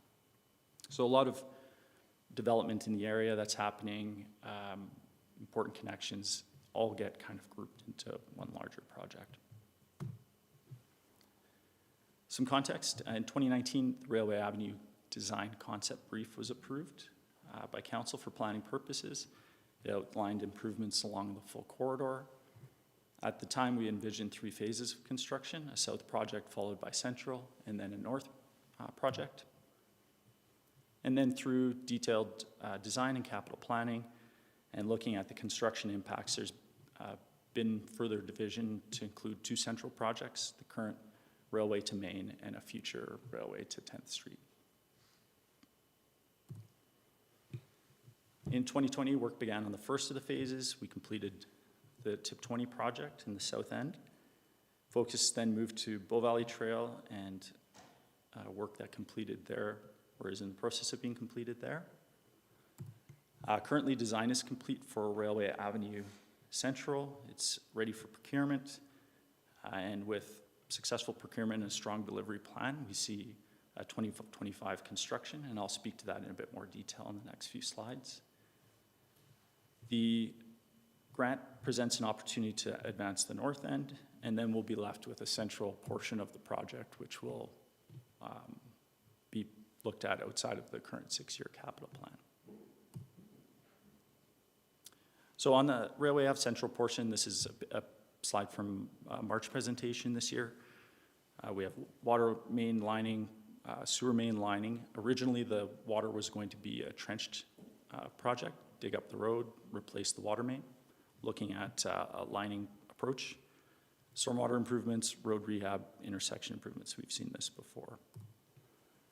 So going into the construction season, we've learned a lot from the last project. So Bow Valley Trail had full deep utility replacement, water, then sewer, then stormwater. And so the first full 3 months of construction were taken up by sequentially phasing that work through. The next phase of railway, it's looking like we can use trenchless, which means that we dig holes at either ends. There's a number of excavations, but from there the existing pipe is lined. And so that minimizes the amount of disturbance in the road. It's a much quicker approach and a lot less traffic interruption. Also, this portion of the work, there was a very large component of stormwater to address Bow Valley Trail and Teepee Town ponding and flooding. This section of work has very minimal stormwater management, very minimal landscaping. So those 2 pieces of work that take up a lot of time and create interruption are not big factors in this piece. From a procurement approach, we've moved to the RFP versus low bid tender. We've now done this for 4 different projects post-COVID, 2 on Cougar Creek, the West Bow River Path, and Bow Valley Trail. It's been a very successful approach. It's a 2-stage evaluation. There's a technical evaluation of the plan that the contractor is bringing to deliver the work, and then an award based on the balance of technical experience technical proposal, experience, and pricing. So seeing much better quality submissions, and it's showing up in the results as well in terms of how the work's been executed. Part of that is in terms of how this approach has allowed contractors to appropriately plan and price the work, to be able to effectively and efficiently stage and communicate and coordinate. And so we're seeing more full-time staff on site from all parties, better communications, and just an overall better interaction with the public through the project delivery. And we have operational lessons learned that we've incorporated, signal timing being modeled, and having those timings in place, equipment procurement, lead time on components, and having an experienced team on hand to test and commission. So that leads into the scheduled delivery for that central portion. If we're successful in procuring in February, and we're all confident collectively in moving the project forward, construction would take place starting in April with a September completion. And that's contextual for the next steps of the north end of Railway. We do need to look at starting construction next year. That's a requirement of the grant program, but it'll be important not to have projects overlap or have conflicts. And so next steps for the project would be to progress the design and await the province's decision. If we're successful, we'd bring that design forward for council approval in the spring, along with a change to the currently proposed capital plan. So it would be to change from the street and drainage rehabilitation project to this project and fund it according to the grant approvals. And then we'd look at some construction in the late summer, fall, which would minimize construction disruption on traffic. That's going to be an important corridor to maintain traffic on, and provide some of the enabling works that will allow us to get into more fulsome construction in 2026 and have a similar timeline that we've seen with other recent projects. In the report is just a bit of a breakdown. The funding can be a little tricky to follow. What is on the left, or sorry, the top is without the grant. So this is what you'll see in the capital budget that's being proposed through Finance Committee. And on the bottom is what is expected to come forward to council for approval if the grant's approved. Okay, so a lot of detail and nuance, and I'm happy to answer any questions. I also have Mr. Reader here, who's been responsible for delivery of those two recent transportation projects, and is happy to answer any questions on procurement or construction delivery that you might have related to either of these projects. Thank you, Mr. Sarte, and welcome, Mr. Reader. I really appreciate the full context provided so that we could understand the work that is the subject of the grant application in the north. I was also very interested to hear that we have now advanced to laparoscopic approach to. It's a good way of putting it. Yeah, we're not having to create the big incision. We can come in from points on either end. So that's very interesting. We will still have quite a lot of that, certainly. Bow Valley Trail and Railway is some of the deepest and toughest. We've talked about it in the past. So to get out of some of the deeper and bigger utility replacements, it's going to be quite nice from a delivery perspective. Yeah, so that's really, really interesting. So opening up to questions, Councillor Faubert. Thank you, Your Worship, and thank you, Mr. Sarte, for your presentation. I noticed there's 4 bus stops in this image, but one of those bus stops I don't think currently exists. On the corner, coming around at Sage, is that a new bus stop? Would we have 2 stops on that corner for 2 different routes? How does that work at that light? This is the stop that we are proposing for the seasonal route that goes up to Quarry Lake. So it comes northbound, currently it comes northbound and turns left and heads into the downtown. Okay, that makes sense. And then I had a follow-up question around the design. And I know that in previous conversations around this intersection, we've talked about the alignment, especially with that road going into Teepee Town. How will you consider this design and aligning it versus not aligning it, and what options could council expect? The landowner to the east of, this is for the intersection, and I'm not sure if Yeah, I wonder if I can get a cursor up. I believe the very first traffic light in the town of Canmore is what we're discussing. Okay, It's so- right at the intersection of the Boston Pizza. Bow Valley Trail Yeah. Railway. On the east side, the developer was looking at some potential options, and as part of the Teepee Town conceptual, we looked very specifically at that intersection, took the railway concept and looked at a roundabout, looked at several different intersection configurations. We will be able to bring that back, that detail back as part of the spring approval and show what was considered for those options and what the recommendation is. Okay, awesome. Thank you. It's pretty tight there. It, for some foreshadowing, it largely remains the same. Yeah, It's tight. just, I didn't want anybody to run too far with traffic circle, because I'm pretty sure I've asked that question before, and it's tight, yeah. So, Councillor Ma. Thank you, Worship. Great presentation, Mr. Sarte. With regards to the 17th Street stormwater management improvements, what sort of work can residents expect to see if this project goes through? What we've proposed is some infiltration capacity. Right now, that's coming directly from the Industrial Place intersection. It directly diverts flow through a very small culvert and opening in the curb to the green space. We want to put in a proper facility, green space as well. It'll be a low-impact development, which is using vegetation, but it's specifically designed for that, and it'll absorb any of the contaminants that come off the roadway.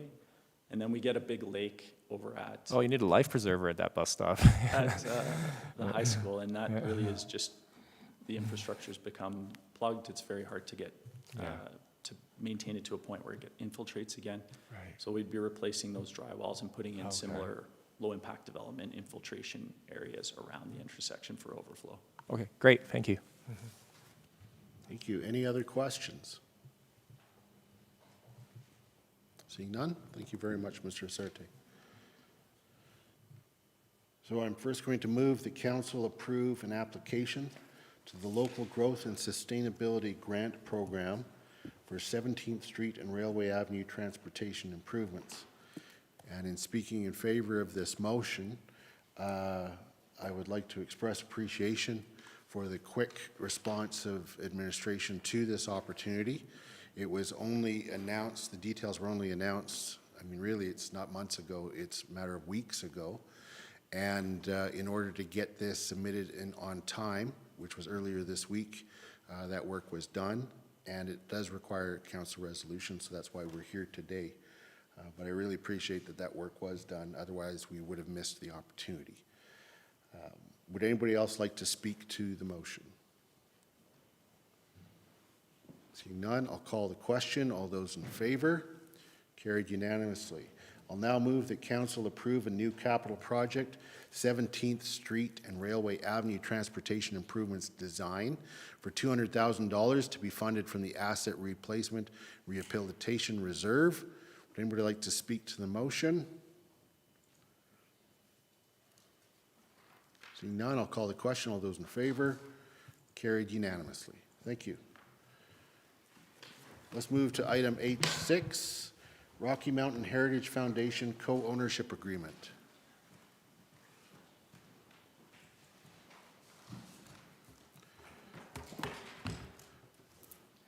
Dr. Cottle, whenever you're ready, the mic is yours. And I see the chair of the foundation present, Mr. Borman.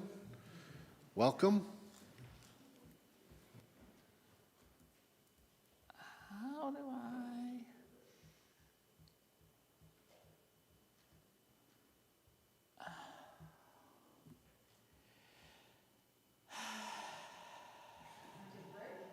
No, I mean, there's gotta be an easier way.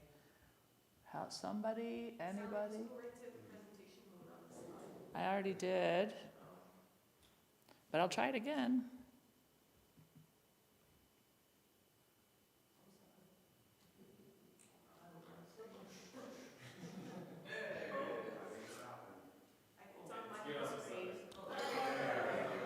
You win. Thank you. Okay, phew, that was scary. I'm here, as you said, the illustrious chair of the Rocky Mountain Heritage Foundation has been here all morning for this moment to talk about a co-ownership agreement between the town and the Rocky Mountain Heritage Foundation. So the recommendation in the report is that council approve the co-ownership agreement with the Rocky Mountain Heritage Foundation as presented in your agenda package. So just as a little bit of a reminder, not everybody in town knows this, that the Quarry Lake lands are a shared ownership between the town of Canmore and the Rocky Mountain Heritage Foundation. And for years, there's been an informal agreement and working relationship in place where there was shared responsibility for the land. But a few things have happened recently that has led both organizations to recognize that it's time for a more formal agreement that outlines clear roles, responsibilities, and cost sharing for paid parking revenue. So a little bit of history. Quarry Lake Lands used to be the number 3 open pit mine, which was active between 1969 and 1971. The area was reclaimed by Jerry Stevenson and Walter Riva in the 80s and the 90s. They removed debris and equipment and planted grass around the lake. And then in the 1990s, several hundred acres of crown land was being considered for rezoning with the idea of developing a golf course around the lake. And the Friends of Quarry Lake at the time, who are several local women, wrote to then MLA Brian Evans and asked that he work to ensure that those lands be used for public recreation and retained in perpetuity as a park, as open natural green space for future generations. And it was really visionary of them to do so. And then enter a man named Stan Milner. He was the primary founder and financial supporter of what then became the Quarry Lake Foundation and is now the Rocky Mountain Heritage Foundation. With the town, he worked to purchase the lands in a 50-50 partnership from the province, with the purchase funded by Mr. Milner. Sorry for the typo, by Mr. Milner, not my Mr. Milner. I never actually met him. He passed away in 2021, but before then, he funded all the capital projects. So when there was capital work needed at Quarry Lake, a call went out to the Heritage Foundation and Mr. Milner provided the funding. And then the town funded all of the operations at Quarry Lake and overall land management. And the lands have been maintained for public use and, as you all know, are a cherished community space. And the funding of Quarry Lake and the long-term funding for the capital was one of Mr. Milner's several philanthropic activities. And then around the time of the pandemic, paid parking was implemented at Quarry Lake, largely in response to increased use during COVID and our attempt to appropriately manage visitation there. And Mr. Milner passed around the same time, and those two events led us to recognizing that we needed to rethink what had worked historically as an informal arrangement. So the town administration has been working with the current Rocky Mountain Heritage Foundation Board on negotiating a formal agreement. It formalizes the operational and funding agreement, so the town will continue to fund operating expenses and land management, and the Heritage Foundation will continue to fund capital.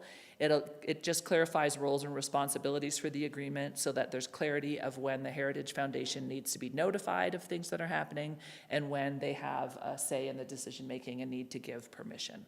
So there's 2 attachments in your package. Attachment 1 is the agreement that was negotiated with the Heritage Foundation, and the second is a retransfer agreement that's been in place for a long time.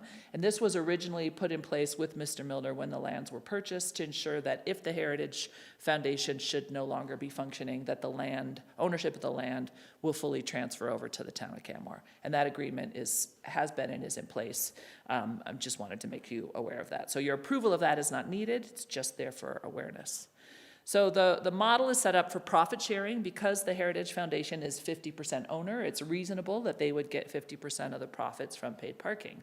But like most things, that's not as clear or simple as it may seam. Our town's financial system does not track Quarry Lake as a discrete GL or as a discrete area. It's rolled up into all of paid parking. And the same is true with fine revenue. It's very cumbersome for us to separate out what fine revenue from parking tickets comes from Quarry Lake. So we walked the Rocky Mountain Heritage Foundation through all of our financials and worked with them to create Schedule A in your package, which outlines what their general revenue, the 50% portion, will be. And the idea is, starting with 2023 and going forward, 50% based on that schedule will go to the Heritage Foundation for their fundraising efforts towards capital, and however else they plan to spend it. So the recommendation is that council approve the co-ownership agreement as presented. I'm happy to answer any questions. Thank you, Dr. Cottle. Looking to council to see if there are any questions. Councillor Ma. Thank you, Your Worship. Thank you for your presentation, Dr. Cottle. I'm just going through here the contract piece. Section 8.5, it says the town shall forego an invoice that was an amount about $28K. Just a little insight on that, please. I'm sorry, I could barely hear you. Oh, I was just saying in point 8.5, it says here, the town shall forego any claims for an outstanding invoice. And I was just curious what was covered by that Sure, yeah, that was invoice. for work that was done around, while Mr. Milner was still with us, around a plan for potential improvements at Quarry Lake. And the final invoice for that capital, the town delivered that, it was a capital project. The final invoice came in after Mr. Milner had passed. The work on this agreement has been ongoing for several years. So that really means that the Quarry Lake Foundation is foregoing revenue for the first couple years that paid parking was up and running, in lieu of us writing off or not asking for collection of that invoice. So it's kind of ultimately a net neutral. We just put it in there for clarity for everyone. Great, thank you. Any other questions? I thought I saw somebody else on the board. Okay. Going once, going twice. All right, no other questions. Thank you very much. So I will move the council approve the Rocky Mountain Heritage Foundation co-ownership agreement as presented. In speaking in support of this motion, I'd like to thank the efforts of both the volunteers at the Rocky Mountain Heritage Foundation, as well as administration, in really taking what was very informal over a long period of time and putting some bones around it so that there's certainty going forward and it's not reliant on any one person. And I believe that a good agreement has been reached, one that is very supportable and fair to all involved. Would anybody else like to speak to the motion? Seeing none, I'll call the question. All those in favor? Carried unanimously.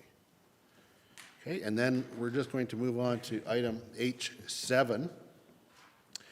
Now this, there is no presentation here, but there is opportunity for questions. This has been something that's been discussed in the past. This is another FRIA project that has been approved, and it will, so it's creating a capital project for the FireSmart review of municipal documents, funded in full by the Forest Resource Improvement Association, FRIA, in the amount of $33,400. Does anybody have any questions of administration before we put a motion on the table? Seeing none, I will move that council approve a new 2024 capital project for FireSmart review of municipal documents funded in full by the Forest Resource Improvement Association of Alberta, FRIA, grant in the amount of $33,400. Would anybody like to speak to the motion? Seeing none, I call the question. All those in favor? Carried unanimously. Okay, so we're at 11:25. There is a hard stop required for 11:45 due to Giving Tuesday, an event that you're all invited to, in which I'll be providing remarks at. And so the closed session will be for this afternoon, unless administration thinks that it's something that could be dealt with in 15 minutes or so. No? Okay, in that case, we will break for lunch and come back at 1:15. Now, I will note for those who are watching on streaming, there is no decision that will be coming out of the closed session this afternoon. And so all that we will be doing when we return is going into the closed session, having the closed session and coming out of the closed session, and then adjourning. So we will not be streaming past this point for today's meeting. Have a good lunch, everyone.